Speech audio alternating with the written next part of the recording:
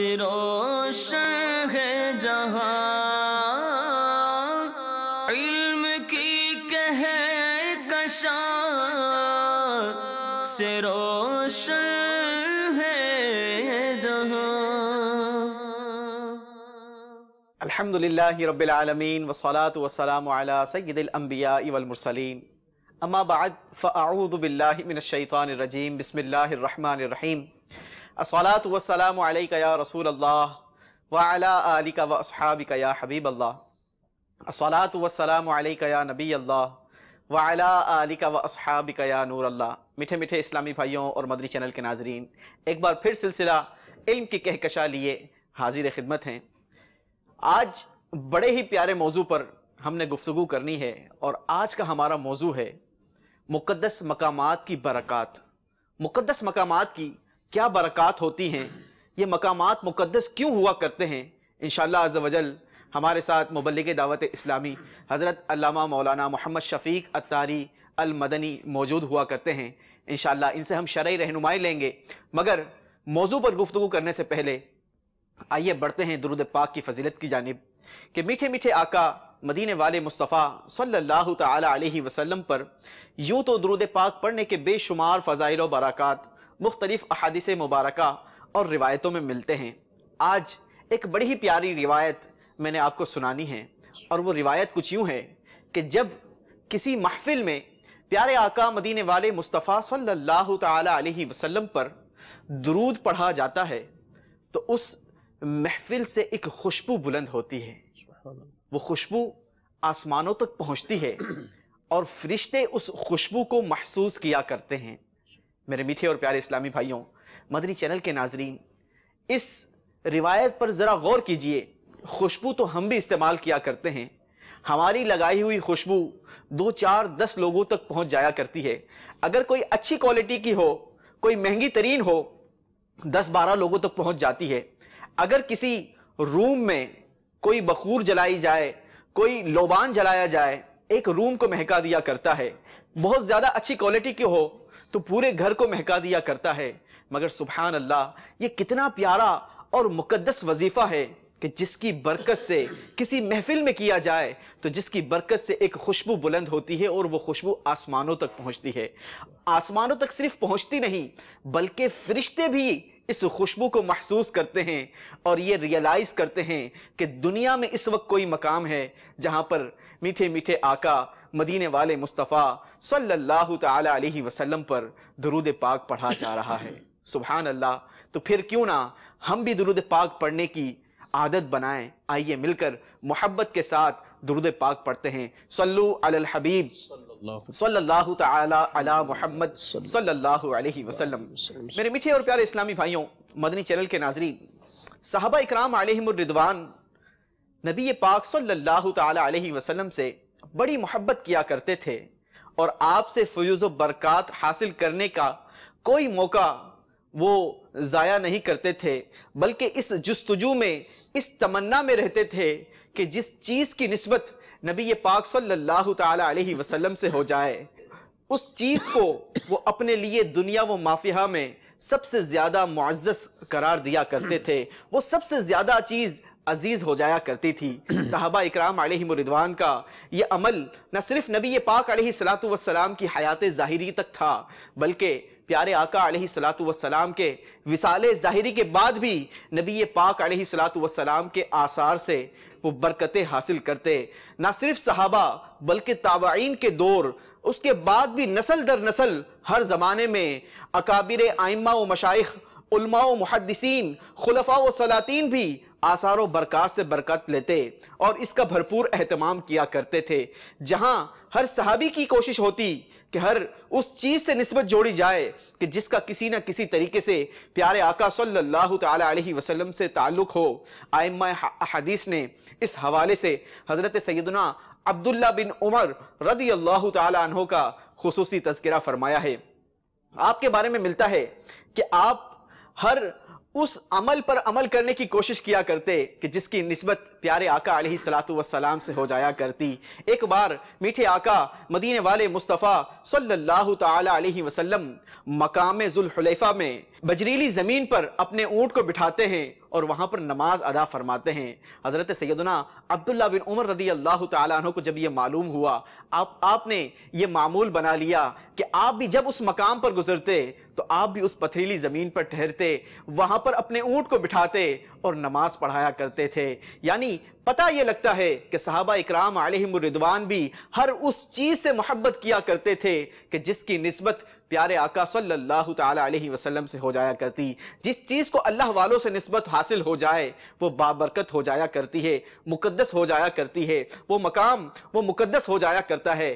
آئیے بڑھتے ہیں اپنے موضوع کی جانب اور مفتی صاحب سے سوال کرتے ہیں کہ مفتی صاحب، یوں زمین اگر دیکھی جائے تو زمین تو اللہ تبارک و تعالیٰ کی ہے، ساری زمین اللہ تبارک و تعالیٰ نے بنائی، تو ہر زمین کا ہر حصہ جو ہے وہ بابرکت ہونا چاہیے۔ یہ مقدس مقامات کو بائیفرکٹ کیوں کیا گیا، جدا کیوں کیا گیا، کسی مخصوص ایریے کو یہ بابرکت کیوں قرار دیا گیا؟ قرآن و حدیث کی روشنی میں ہماری رہنمائی فرمائیں۔ بسم اللہ الرحمن الرحیم۔ بے شک اللہ تبارک و تعالیٰ کے لیے زمین ہے، ساری کی ساری زمینیں، سب آسمان اللہ تبارک و تعالیٰ کے لیے ہی ہیں، اور وہی ان چیزوں کا مالک ہے، مختار ہے۔ آپ کا یہ سوال کہ زمین اللہ کی ہے ساری، تو پھر بعض جگہ کو مقدس کیوں بنایا گیا ہے؟ جی، انبیاء بھی سارے اللہ کے ہیں، جی، بندے بھی سارے اللہ کے ہیں، صحیح، لیکن انہی بندوں میں سے انبیاء دیکھیں، اللہ تعالیٰ نے 1,24,000 کم و بیش انبیاء کرام کو دنیا میں مبعوث فرمایا ہے، صحیح، لیکن ساتھ یہ بھی ارشاد فرمایا دیا تِلْكَ الرُّسُلُ فَضَّلْنَا بَعْضَهُمْ عَلَىٰ بَعْضٍ، یہ وہ رسول ہیں جن میں بعض کو بعض پر ہم نے فضیلت دی ہے۔ سبحان اللہ، نفس نبوت، نفس رسالت، لا نفرق بین احد من رسولہ، اس میں کوئی تفریق نہیں ہے، لیکن اللہ تبارک و تعالی نے بعض کو بعض پر افضلیت، مقام، شرف وہ اضافی عطا فرمایا ہے۔ صحیح، نبی پاک صلی اللہ علیہ وآلہ وسلم سارے انبیاء کرام علیہ السلام سے، تمام رسول سے آپ افضل ہیں، آپ اعلیٰ ہیں۔ پھر حضور کے صحابہ آگے دیکھ لیں تو صحابہ کرام علیہ رضوان یہ بھی 1,24,000 تھے، صحیح، اور جو خاص طور پہ حجۃ الوداع میں جمع ہوئے، باقی تعداد کتنی اللہ اس کا رسول بہتر جانے، لیکن ان صحابہ کرام علیہ رضوان میں بھی بعض کو بعض پر فضیلت اور مقام دیے دیا گیا، صحیح، ٹھیک ہے۔ لا یستوی منکم من انفق من قبل الفتح وقاتل اولئک اعظم درجۃ من الذین انفقوا من بعد وقاتلوا وکلا وعد اللہ الحسنى، نفس صحابیت میں برابر، اور صحابی کو جو انعامات اللہ کی طرف سے اور اکرامات سے نوازا جائے گا وہ تمام کے لیے عموم ہے، ان کے لیے وہ سارے کے سارے عادل ہیں، اللہ تبارک و تعالیٰ کے ان کے لیے حسنہ بھلائی کے وعدے ہیں۔ لیکن ان صحابہ میں سے بھی بعض کو بعد پر فضیلت، فتح مکہ سے پہلے مسلمان ہونے والے زیادہ درجے والے ہیں، صحیح، ان کی بنسبت جو فتح مکہ سے بعد مسلمان ہوئے۔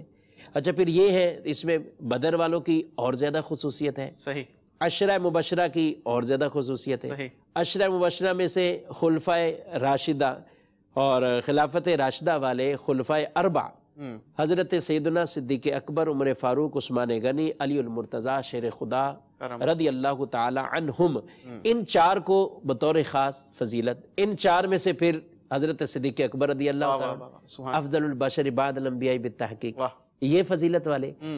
تو بعض چیز کو بعض پر فضیلت دینا، یہ اگر ہم دیکھیں تو ہم کئی اعتبار سے کتنی چیزوں میں ہم دیکھیں، اللہ کے بندوں میں دیکھیں، صحیح، اسی طرح آپ نے زمین کے لیے کہا تو زمین سب اللہ کی ہے، لیکن آپ دیکھیں ہمارے محلے میں، ہمارے شہر میں اگر کوئی جگہ خاص آدمی اپنی ملکیت سے نکالتے ہوئے اس کو بیت اللہ بنا دیتا ہے، اللہ کا گھر بنا دیتا ہے، مسجد بنا دیتا ہے، سبحان اللہ، تو پورا محلہ وہ ایک طرف ہو جاتا ہے۔ اب اس جگہ کی شان مرتبہ بلند ہو جاتا ہے، صحیح، اور یہی وجہ ہے وہ کہ وہ پورے محلے سے وہ جگہ ایسی ممتاز ہو جاتی ہے اور شان والی ہو جاتی ہے کہ وہاں آدمی کا قدم رکھنا اس کے لیے باعث سعادت اور برکت والا بن جاتا ہے، اور اس کے اندر بیٹھنا اس کے لیے ثواب کا ذریعہ بن جاتا ہے، اور عام جگہ سے اس جگہ کو ایک بہت بڑا امتیاز حاصل ہو جاتا ہے۔ صحیح۔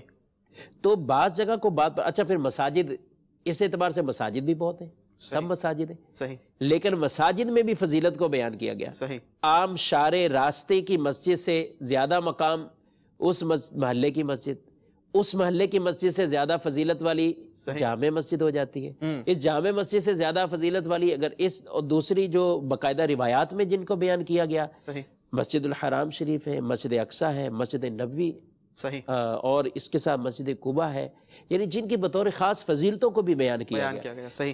تو یہ بات کرنا کہ ساری چیز یہ ہے اور پھر اس چیز کو خاص خصوصیت، تو یہ اللہ تبارک و تعالیٰ کی ایک مشیت ہے، اللہ تبارک و تعالیٰ کے ایک اس طریقے سے اپنے بندوں میں سے بعض بندوں کو بعض پر فضیلت دینا، بعض بندوں کو، اچھا ہم اگر ایام کے اعتبار سے دیکھیں، مہینے، سال، سارے کے سارے جو ہے وہ اللہ تبارک و تعالیٰ کے بنائے ہوئے ہیں یہ صحیح مہینے، لیکن اس کے باوجود بعض مہینوں کو بعض پر فضیلت ہے، رمضان المبارک کو دیگر مہینے پر فضیلت۔ اچھا دنوں میں اگر ہم آ جاتے ہیں تو ایام کے اندر بھی پورا ہفتہ ہے، لیکن جمعۃ المبارک بطور خاص فضیلت والا ہے، صحیح، پیر شریف کی الگ فضیلت ہے، جمعرات کی فضیلتیں بیان کی گئی، لیکن ان میں بھی بالعموم جمعے کو افضل کہا جاتا ہے۔ صحیح۔ تو اگر ہم ان چیزوں کو دیکھیں، ایام کو دیکھیں، یہ بھی فضیلت والی جگہ، جیسے میں نے عرض کیا کہ مساجد سب ہیں، لیکن پھر بعض پر جو ہے وہ فضیلت والی ہے۔ صحیح۔ حرم شریف جائیں، اللہ کے اس حرم میں، بیت اللہ میں ہم جاتے ہیں تو وہاں بھی بطور خاص مقام ابراہیم کی فضیلت ہے اور کسی رکن کی فضیلت ہے، اس طور پہ اس کی یہ فضیلت ہے۔ صحیح۔ تو مختلف چیزیں، حجر اسود وہاں نصب ہے تو اس مقام کی اپنی فضیلت ہے، صفا مروہ ہے تو اس مقام کی اپنی فضیلت ہے۔ صحیح۔ تو بعض کو بعض پر یہ فضیلت دینا، یہ ایسی نہیں کہ یہ کوئی نئی بات ہے کہ ہم مقدس مقامات یا مزارات اولیاء کے بارے میں اگر بات کریں کہ وہ بطور خاص ایسی مقدس جگہ ہیں، مقبول جگہ ہیں کہ اللہ کی وہاں رحمتوں کا نزول ہوتا ہے، صحیح۔ تو یہ تو انداز طریقے اور بھی ساری چیزوں میں پائے جا رہے ہیں، افراد میں بھی ہیں۔ اچھا کھانے پینے کی چیزیں ہیں تو ہم اگر ان میں بھی دیکھتے ہیں تو کئی چیزوں کا بطور خاص، پھلوں کا قرآن میں بھی ذکر ہوا ہے، شہد کا ذکر ہے، زیتون کے تیل کا ذکر ہے، اس طرح یہ کئی چیزیں جن حدیث طیبہ کو لیں تو کئی کھانے ایسے بعد ہیں جن کو مبارک آ گیا۔ ٹھیک ہے، ہم کھانا عام کھاتے ہیں لیکن سحری کے کھانے کو بابرکت کھانا کہا گیا۔ تو اب یہ کھانا وہی ہے جو ہم گھر میں تیار کرتے ہیں اور ہم بناتے ہیں، کھاتے ہیں، لیکن اس کھانے کو بطور خاص بابرکت اور مبارک، گویا کہ کہلے کے متبرک بنایا گیا ہے اس کو۔ تو اس طرح بعض چیزوں کو بعض پر فضیلت حاصل ہونا، جگہ کو فضیلت حاصل ہونا، یہ کسی خاص خصوصیت کی وجہ سے، اور وہ خصوصیت کیا ہے کہ جہاں پر اللہ تبارک و تعالیٰ کی رحمت کے کچھ آثار ایسے ہو، ٹھیک ہے، اور وہ رحمت کے آثار کہاں سے، وہ ہمیں دین اسلام سے پتہ چلیں گے، وہ ہمیں قرآن اور حدیث کے مطالعہ کرنے سے پتہ چلیں گی کہ کون سی ایسی خاص جگہ ہیں، کون سے ایسے خاص افراد ہیں، اشخاص ہیں کہ جن پر اللہ کی بطور خاص رحمتیں ہیں اور وہ رحمت کے نزول ہونے کی جگہ وہ بن جاتی ہیں۔ وہ افراد، وہ اشخاص، وہ ذاتیں اگر کسی جگہ تشریف لے کر جاتی ہے تو وہ جگہ بھی ان کی برکت سے آگے بابرکت بن جاتی ہے اور اللہ کی رحمت کے نزول کا وہ مقام بن جاتا ہے۔ تو اس اعتبار سے ان چیزوں کو بطور خاص مقدس کہا جاتا ہے۔ یعنی المختصر یہ ہے کہ جس چیز کی جتنی نسبت اللہ کے لیے ہو جاتی ہے اور اس چیز کو اللہ سے جتنا قرب ہو جائے، اب وہ کسی ذات کی صورت میں ہو، وہ کسی جگہ کی صورت میں ہو، وہ کسی اور چیز کی صورت میں، جس کو قرب اللہ کا حاصل ہو جاتا ہے یا اللہ کے پیاروں کا، اور وہ اللہ کے پیارے ایسے جو اللہ کا قرب حاصل کیے ہوئے ہیں۔ تو اب ان چیزوں سے ان کو بابرکت جاننا، ان کو مقدس جاننا، یہ ازروع شرع بالکل ٹھیک ہے، اس میں کوئی کسی طرح اس بات کو اس طریقے سے اگر کنکلوژن کیا جائے اس کا کہ جو چیز، جس چیز سے کسی اللہ کے ولی، اللہ کے نیک برگزیدہ بندے کو نسبت ہو جائے تو وہ چیز، وہ جگہ، وہ مقام بابرکت ہو جایا کرتا ہے۔ اچھا مفتی صاحب، آپ سے اگلا سوال یہ ہے کہ اس برکات سے ہمیں کیا فائدے ہو سکتے ہیں یا کیا فائدے حاصل کیے جا سکتے ہیں؟ جیسے جو چیز اللہ تبارک و تعالیٰ کے قرب والی بن جاتی ہے، جہاں پہ اللہ کی خاص رحمتوں کا نزول ہوتا ہے، جی اس سے بہت سے فوائد مسلمانوں کو حاصل ہوتے ہیں۔ ٹھیک، ایمان والے اس کی برکات کو حاصل کرتے رہتے ہیں۔ آپ قرآن مجید کا مطالعہ کریں، تابوت سکینہ آپ کو ملی، قرآن پاک میں واضح طور پر واقعہ موجود ہے تابوت سکینہ کا۔ جی بنی اسرائیل اس کے اندر کیا کرتے تھے؟ آپ کو تابوت سکینہ کیا تھا کہ جس کے اندر آل موسیٰ و ہارون جو ہے ان کی استعمال کی ہوئی چیزیں تھیں، تھی، صحیح، اب اس کے اندر عصا مبارک ہے، یا اس کے اندر انگوٹھی مبارکہ ہے کہ کسی نبی کی کوئی نال شریف ہے، یہی چیزیں ہیں۔ انہی کو بابرکت اتنا کہا گیا کہ بنی اسرائیل ان کو اپنے ساتھ رکھتے، اور اگر کسی جنگ میں جاتے تو اس کو سامنے رکھ کر اس کے وسیلے سے گویا کہ دعا مانگتے اور ان کو کامیابیاں ملتی، فتح ان کو مل جاتی۔ قرآن پاک کے اندر سورہ آل عمران کا اگر ہم مطالعہ کریں تو اس میں بطور خاص ایک بہت عظیم واقعے کی طرف اللہ تبارک و تعالیٰ نے واضح طور پر اس کو بیان فرمایا، ہنالک دعا زکریا ربہ، جی کہ یہاں کھڑے ہو کر زکریا علیہ السلام نے دعا مانگی۔ وہ دعا کس مقام پر مانی گئی؟ حضرت مریم رضی اللہ تعالیٰ عنہ جو کہ حضرت زکریا علیہ السلام کی کفالت میں تھی، صحیح، اور ان کے لیے ایک محراب، ایک حجرہ، ایک کمرہ بنایا گیا تھا جس کے اندر یہ رہتی تھیں اور جس کے اندر انہوں نے پرورش پائی، اور پھر آگے جا کر جس کے اندر اپنا عبادت کے معاملات بچا لائے۔ تو حضرت مریم رضی اللہ تعالیٰ عنہ کے جب محراب میں حضرت زکریا علیہ السلام جاتے، کلما دخل علیہ زکریا المحراب وجد عندها رزقا، جی آپ جب بھی جاتے تو آپ رزق پاتے، واہ، اور وہ رزق کیا تھا؟ تفسیر میں بیان کیا گیا کہ پھل پاتے تھے، اور وہ پھل کون سا تھا؟ کہ سردیوں میں گرمی کے پھل بھی اور گرمیوں کے سردی کے پھل، اللہ، بے موسم کا پھل۔ واہ، تو آپ نے کہا کہ قال انا لک ھذا، صحیح، کہ یہ کہاں سے آتا ہے تمہارے لیے؟ صحیح، تو انہوں نے کیا کہا؟ قال لت ہوا من عند اللہ، واہ واہ واہ، کہا کہ یہ اللہ تعالیٰ کی طرف سے ہے، اور ان اللہ یرزق من یشاء بغیر حساب، اللہ جسے چاہے بغیر حساب کے رزق عطا فرماتا ہے۔ سبحان اللہ، سبحان اللہ۔ تو حضرت زکریا علیہ السلام جو کہ اللہ کی بارگاہ میں بیٹے کے لیے دعائیں مانگتے تھے، آپ نے پھر وہاں کھڑے ہو کر اللہ کے حضور دعا مانگی ہے۔ خود اللہ کے نبی ہیں، اللہ کے نبی، لیکن اس جگہ پر جا کر دعا مانگ رہے ہیں، وہاں دعا مانگ رہے ہیں۔ اور کیا دعا مانگی؟ ہنالکا، قرآن اسے بطور خاص اس جگہ کی طرف ہنالکا، کہ اس مقام پر انہوں نے دعا مانگی اور اللہ تبارک و تعالیٰ کی بارگاہ میں دعا مانگی کہ مجھے جو ہے وہ بیٹا عطا فرما، نیک ذریت، نیک اولاد عطا فرما۔ تو اللہ تبارک و تعالیٰ کی طرف سے ان کو بشارت آ جاتی، فرشتوں نے آگے ندا دی، پکارا ان کو کہ اللہ تعالیٰ آپ کو خوشخبری دیتا ہے، سبحان اللہ، آپ کو اللہ تعالیٰ جو بیٹا عطا فرمائے گا، اس کا نام بھی یحییٰ بیان فرمائے قرآن پاک میں۔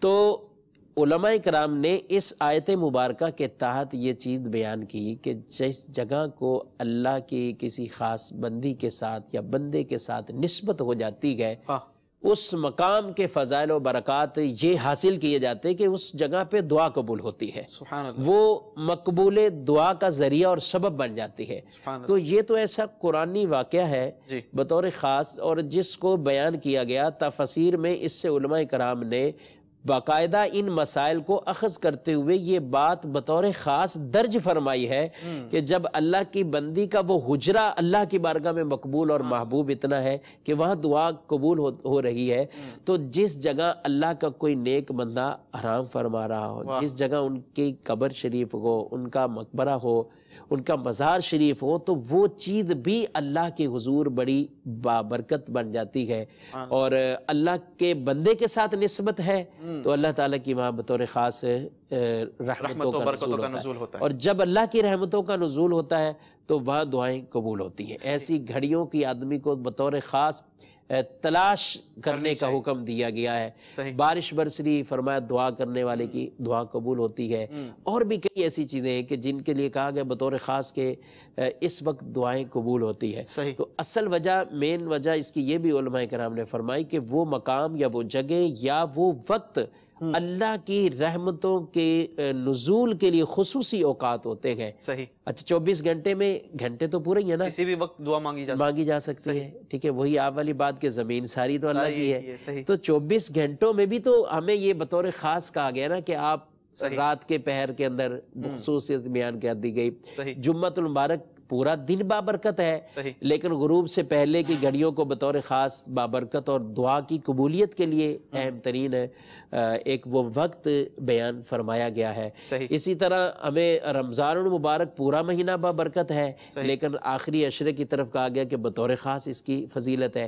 پھر اس آخری عشرے میں بھی کہا گیا تاک راتوں کی فضیلت بطور خاص بیان کی، پھر اس تاک رات میں بھی شب قدر کی فضیلت ہے۔ صحیح۔ تو یہ ایام میں سے کچھ گھڑیاں، مہینوں میں سے کچھ ایام، دنوں میں سے کچھ گھڑیاں اور سالوں میں سے کچھ مہینے چن لینا، تو یہ ساری اسی چیز کی طرف نشاندہی کہ بعض چیزوں میں اللہ تعالیٰ نے بطور خاص برکت رکھی ہوتی ہے، اور اس کے سبب اللہ ہماری دعاؤں کو قبول فرماتا ہے۔ ماشاءاللہ۔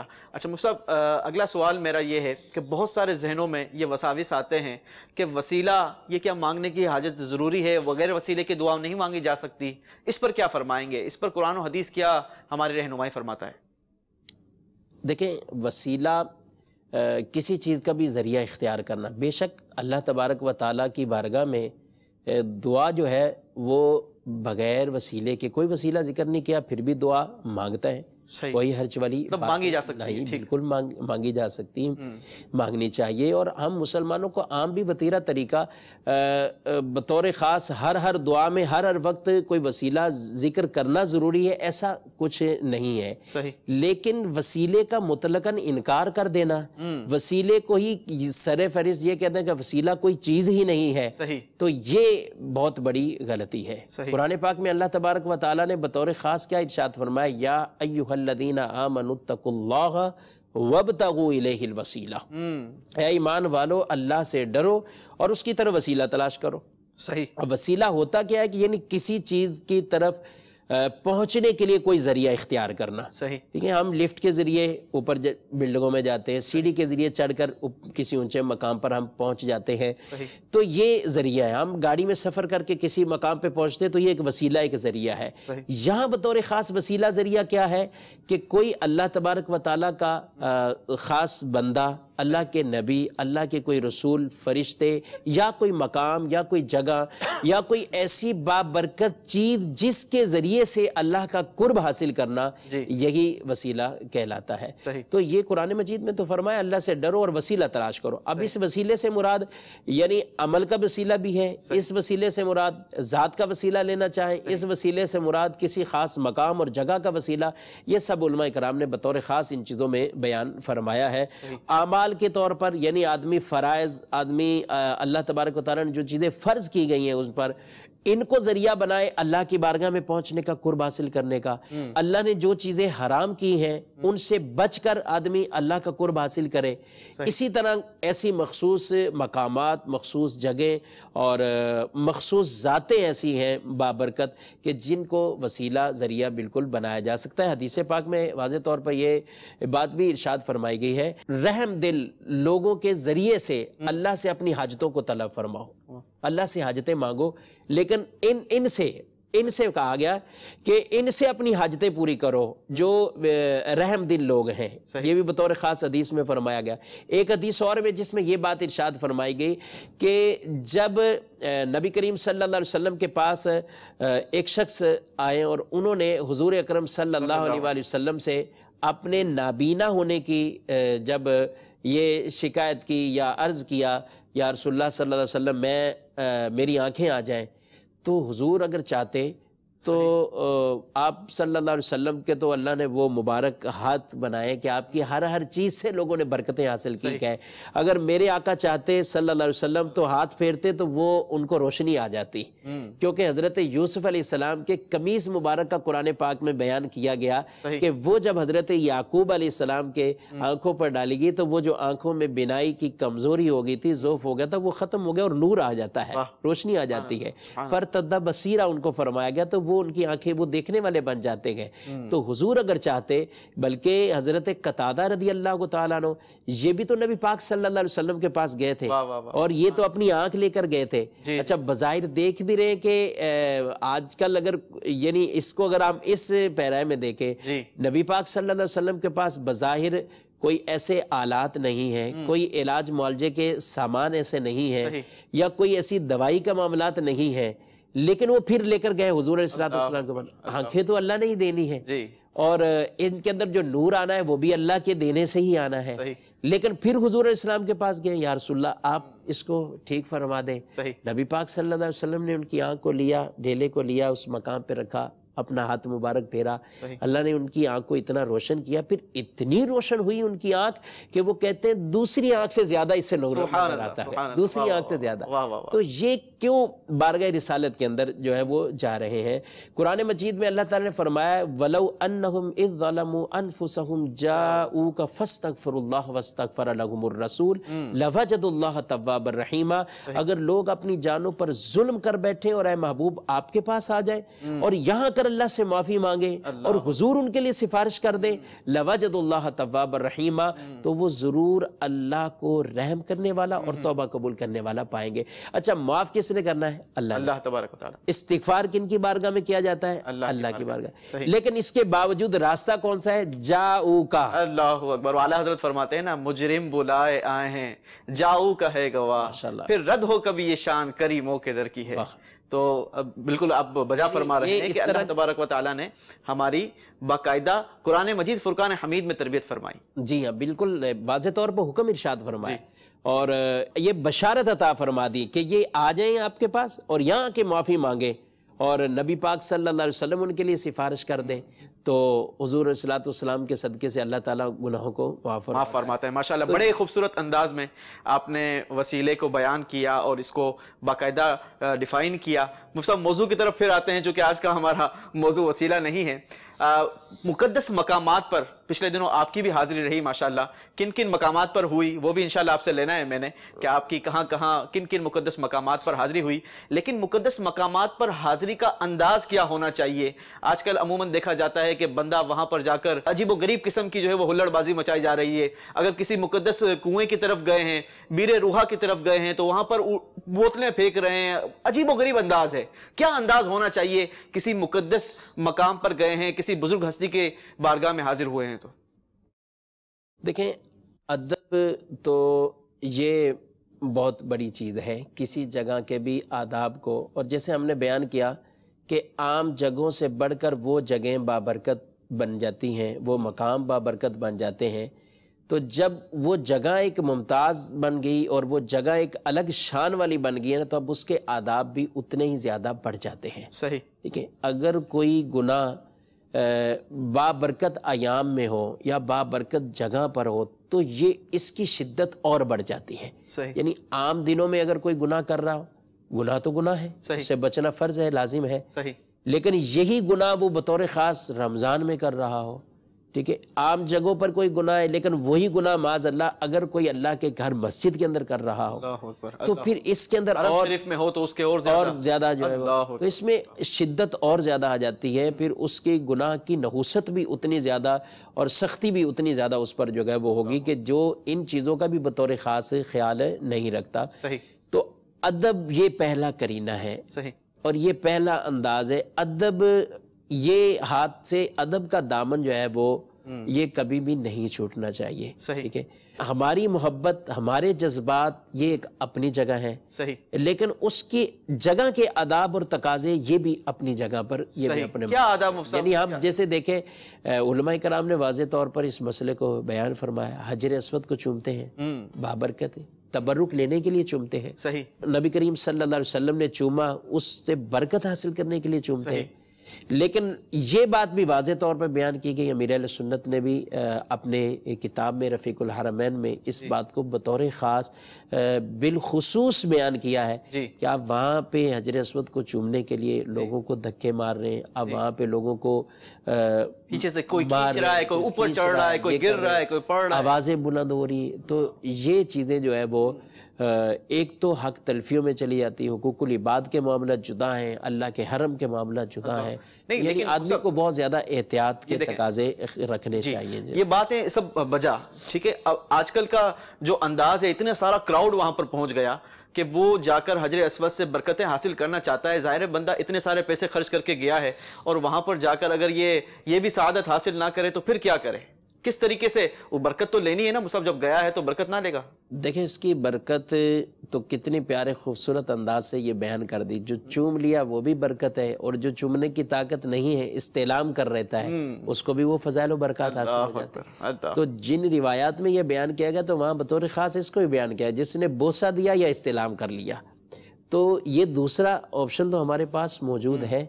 تو بجائے یہ کہ ہم کسی چیز کی برکت کو حاصل کرنے جائیں، اور پھر یہ کس نے کہہ دیا کہ وہ برکت بطور خاص اس خاص ہی جگہ پر پہنچے گے تو ملے گی، اگر اس سے 4 ہاتھ پیچھے کھڑے ہوئے تو برکت حاصل نہیں ہوگی۔ یعنی مزار پہ جاتے ہیں اور بالکل بلکہ ایک ادب کا اور حاضری کا طریقہ ہی یہی ہے کہ ہم کسی بزرگ کے مزار پہ جائیں تو وہاں پہ ان کے اس مزار شریف اور قبر شریف سے کچھ ہاتھ ہم پیچھے، اعلیٰ حضرت نے 4 ہاتھ کا بالکل تذکرہ فرمایا۔ اب کہیں 4 ہاتھ جگہ نہیں ہوتی تو کم از کم اتنا ہے کہ ہم کچھ آداب کے دائرے میں رہ کر جتنا فاصلہ ہو سکے کچھ ہم فاصلہ رکھ کے وہاں پہ ایک ادب کے ساتھ ہم حاضری دیں، ان کے نظر ہم کچھ ایصال ثواب کریں۔ اور یہ تو ایک چیز مطلب رہی ہے، کیونکہ بعض یہ بھی پوچھتے ہیں اچھا مزار پہ ہم چلے گئے، اب وہ سمجھتے شاید یہی ایک انداز ہے کہ ہم چومیں، ہم لپٹ جائیں۔ دیکھیں اگر کوئی مزار شریف کی چوکھٹ کو ہاتھ لگا رہا ہے، جالی مبارک کو ہاتھ لگا رہا ہے، چوم رہا ہے، ٹھیک ہے، اس میں وہ معاملات نہیں ہے، صحیح، لیکن اس کے لیے یہ چیز کی تو اجازت نہیں دی جائے گی نا، اگر آپ وہاں نہیں پہنچ پا رہے تو آپ وہاں کی بے ادبیاں کریں۔ صحیح، آپ ذرا یہ غور کریں کہ کس ہستی کے آپ در پر ہیں، اللہ کس کے ہاں پہنچ چکے، کیا یہ کرم کم ہے کہ اتنے قرب میں انہوں نے بلا لیا؟ یہ کرم کم ہے؟ اپنے ملک سے چلے ہوئے، اپنے شہروں اپنے گھروں سے نکلے ہوئے، اب تو آپ 2-4 ہاتھ کے بالکل فاصلے پر موجود ہیں، کیا یہ کرم ان کا کم ہے؟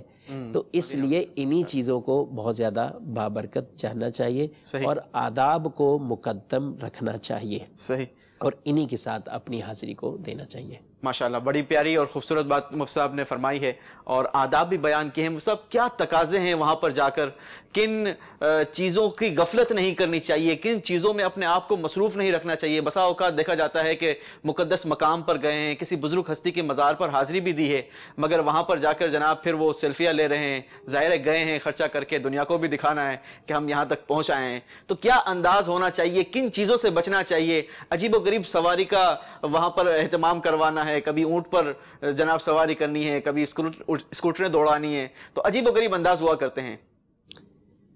اصل میں یہ کلچر، تصویر کلچر، سیلفی کلچر جو معاملات آ چکے ہیں، وہ واقعی یہ بات ہے کہ پہلے آدمی کسی اللہ کے نیک بندے سے ملاقات کرتا تھا تو سب سے پہلے دعا کے لیے کہتا تھا، اللہ اکبر، کہ آپ میرے لیے دعا کر دیں۔ اور اب تو دعا یاد نہیں رہتی، بلکہ سب سے پہلے اس کی کوشش ہی یہی ہوتی ہے کہ میں کسی طرح ان کے ساتھ تصویر لے لوں، ان کے ساتھ پکچر بنوا لوں۔ جی، یعنی گویا کہ ذہن کے اندر ہی یہ سب چیزیں، تو یہ جانے والوں کو ان چیزوں میں بہرحال اب اس سے اور میں سمجھتا ہوں کہ اب شاید یہ معاشرہ اس چیز سے جو ہے نا وہ پیچھے ہو جائے، یہ تو بہت مشکل ہے، لیکن اپنے آپ کو کنٹرول کیا جا سکتا ہے۔ جس بزرگ کی جتنی زیادہ آپ ان کی زندگی کے بارے میں جانتے ہیں، میں سمجھتا ہوں بہت اچھی حاضری وہاں آپ دے سکتے ہیں۔ یعنی مزارات پہ یعنی ان چیزوں کے بارے میں جیسے بعض لوگ پوچھتے ہیں کہ ہم کیا کریں، مطلب ہم آئیں کرنا کیا ہے، صحیح، ہمارے کو تو صرف یہی ہے نا۔ تو اس بزرگ کی سیرت مبارکہ ہمیں بطور خاص، یعنی ابھی ہمارا بھی سفر رہا ہی ہے کہ بغداد شریف کا، اور ان مقدس مقامات میں اب ان میں بطور خاص مزار شریف ہے۔ کہاں کہاں مفتی صاحب آپ کی حاضری رہی ویسے؟ بغداد شریف میں تو کثیر مزارات بغداد، چند نام بھی ہو جائیں تو ہمارے مدنی چینل کے ناظرین کو لیکن سب سے مقدم، سب سے پہلی نیت تو بغداد شریف میں 11ویں شریف کے مہینے میں جانے کی ہوتی، بڑی 11ویں شریف کی۔ تو سید الاولیاء قطب الاقطاب پیران پیر روشن ضمیر حضور سیدنا عبد القادر جیلانی المعروف غوث اعظم رضی اللہ تعالیٰ عنہ، ان کے مزار کی حاضری اور کیسی ہی وہ نورانی اور بابرکت اور پرسوز کیا حاضری صاحب آپ ہوتی کی ہے. حاضری کے وقت یعنی کیا ہم کیفیت تھی؟ یہ بھی مدنی چینل کے ناظرین کو حاضری میں کے سنانا وقت چاہوں گا. کیفیت پہلی جو باتیں ذہن میں آ رہی ہیں جی کہ ہم بس بچپن میں چھوٹے چھوٹے تھے تو ہم یہ 11ویں شریف سنتے ہوئے جی. اور 11ویں شریف کا First time حاضری تھی کھاتے مصطفیٰ ہوئے کی؟ میں فرسٹ ٹائم حاضر ہوا ہوں. اللہ اکبر. تو 11ویں شریف کے بارے میں یہ کہ 11ویں شریف سنتے آئے، کھاتے آئے، کھلاتے آئے، مناتے آئے. جی. لیکن اب آدمی اپنی زندگی کے ان لمحات کی گویا کہ معراج کو دیکھتا ہے ایک طرح کا کہ وہ ولیوں کے سردار کی قدموں میں حاضر ہے اللہ اور ان کے قرب خاص میں جہاں اتنے بڑے اولیاء کرام اپنے سروں کو جھکا دے اور وہاں آدمی حاضری دے رہا ہو. ذرا یہی ایک بات غور کر لے کہ ان کا قدم سارے ولیوں کی گردن پر ہے اور وہاں آدمی اگر بیٹھ کر ان سے توجہ خاص وہ لینے کی بجائے اگر کسی اور معاملات میں مشغول ہو جائے تو یہ کتنی بڑی اس کو غفلت سے تعبیر کیا جائے گا. صحیح. تو غصے پاک ہے. پھر ہمارے امام الائمہ سراج الامت حضرت سیدنا ابو حنیفہ امام اعظم نعمان بن ثابت رضی اللہ تعالیٰ عنہ، ان کا بھی مزار شریف اب بطور خاص اہل علم، یعنی ہم حنفی جو ہیں تو ان پہ تو ان کے احسانات ہی احسانات ہیں. یعنی دن بھر کے اندر ہم کس چیز کے اندر اپنے امام کے پیچھے نہیں ہے یا محتاج نہیں ہے. ہمیں فجر کی نماز پڑھنی یا ساری نمازیں پڑھنی، ہمیں کاروبار ہے، تجارت ہے، نکاح ہے، کوئی بھی معاملہ ہے، ہم امام کے پیچھے ہیں، امام کی اتباع میں، امام کی فرما برداری میں مقلد ہیں، ہم ان کی تقلید کرتے ہیں. تو یہ چیزیں اگر ان کے احسانات اور ان چیزوں کو ذہن میں رکھتے ہیں تو پھر اور سوز ملتا ہے. پھر وہاں پہ مزارہ شریف بشر حافر رحمۃ اللہ تعالیٰ علیہ، حضرت جنید بغدادی رحمۃ اللہ تعالیٰ علیہ، حضرت معروف کرخی رحمۃ اللہ تعالیٰ علیہ، حضرت امام موسیٰ کاظم رضی اللہ تعالیٰ عنہ، ان کا مزار شریف. پھر کربلا معلیٰ امام حسین رضی اللہ تعالیٰ عنہ، نجف اشرف حضرت علی شیر خدا رضی اللہ تعالیٰ عنہ.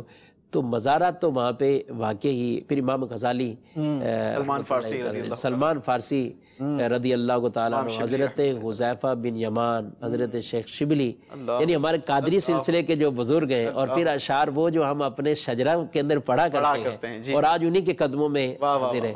تو پھر ایک اس کا ایک الگ لطف ہوتا ہے اور الگ اس کے مزے ہوتے ہیں. ماشاءاللہ ماشاءاللہ. اللہ تبارک و تعالی آپ کی حاضری قبول فرمائے اور مدنی چینل کے ناظرین کو بھی اللہ تبارک و تعالی، بالخصوص ان کو کہ جنہوں نے آج تک ان مقامات کی حاضری نہیں کی، زیارت نہیں کی، اللہ تبارک و تعالی ہم سب کو ان بابرکت اور مقدس مقامات کی حاضری نصیب فرمائے.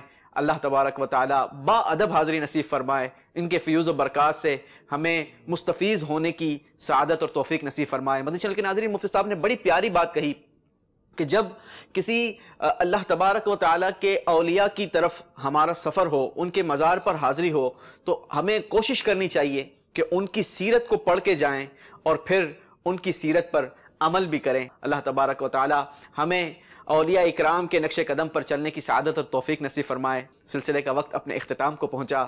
مدنی چینل دیکھتے رہیے. صلو علی الحبیب صلی اللہ تعالی علی محمد صلی اللہ علیہ وسلم. علم کی کہکشاں سے روشن ہے جہاں، علم کی کہکشاں سے روشن